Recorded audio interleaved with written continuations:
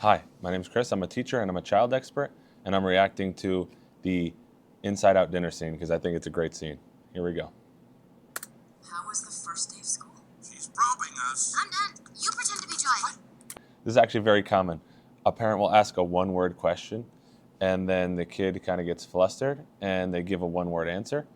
And parents get upset about this. And one thing you can do, or one thing I would do, is try to ask a better question. So one question that I use with kids is, give me one rainbow, which is a good thing from your day, and one cloud, which is a bad thing from your day.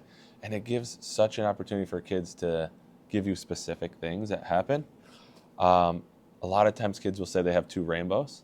They'll say like, I got to play with my cousins and I got to go outside, and they don't have any clouds. Sometimes they'll give you a cloud that like you can work off of and ask them questions about.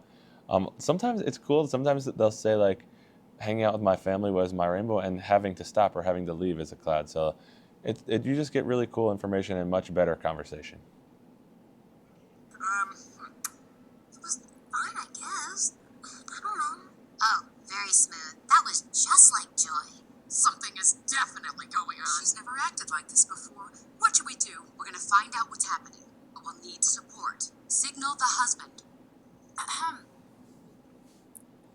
With a nice pass over the radio. To show that adults have a command center in their mind of their emotions, where kids are really unorganized. They have all these other emotions at the command, right?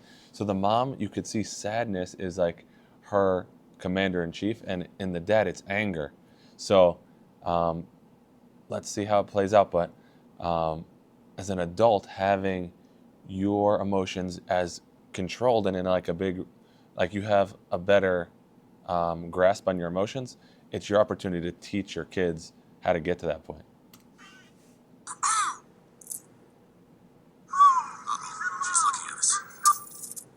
What did she say? Sorry, sir. No one was listening. Is it garbage night? We left the toilet seat up. What? What is it, woman? What?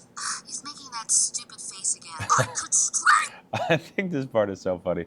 One of the things to help kids is have the parents be on the same page. So it's so funny how they show this interaction between the parents. Signal him again. So, Riley, how was school? Time. For this, we gave up that Brazilian helicopter pilot? Who? I'll be Joy. School was great, all right? Riley, is everything okay? Sir, she just rolled her eyes at us. What is her deal? All right, make a show of force. I don't want to have to put the foot down. No, not the foot. Riley, I do not like this new attitude. The kids' emotions are not really organized. So all of a sudden anger is taking control, which can happen in kids. She's starting to get angry. And the dad, his commander in chief, is the anger right now. So he's also responding with anger, which elevates. We kind of talk about that as throwing the ball back and forth. When the kid throws the ball to you, you really shouldn't throw it back, especially with anger. So it's actually awesome. I think as a dad, anger is going to be really important sometimes. Like anger is an emotion that you're definitely going to feel and can be used for good things in life when you have kids or when you're dealing with kids. But when you're doing a conflict with them, you really don't want anger to be the thing that is in control. I like to think about it as, I would think about it in this situation as like, I would want to come through it from joy or even sadness. Like joy would be like, I'm feeling so grateful that I get to have this conversation with my teenager, my healthy teenager, and I get to be the one that teaches them how to have conflicts. Or sadness could be like you're feeling bad or feeling for what's going on with them, but going with anger is going to teach the child you're dealing with to also respond in anger, and you can see that anger stays in control for Riley. So you'll see. No, stay happy. What is your problem? Just leave me alone. Sir, reporting high levels of sass. Take it to DEFCON 2. You heard that, gentlemen? DEFCON 2. Listen, young lady, I don't know where this disrespectful attitude came from. You want a piece of this, Pops? Come and get it! Yeah, well, look. Here it comes. Prepare the foot. Keys to sanctification. position. We didn't launch on your command, sir.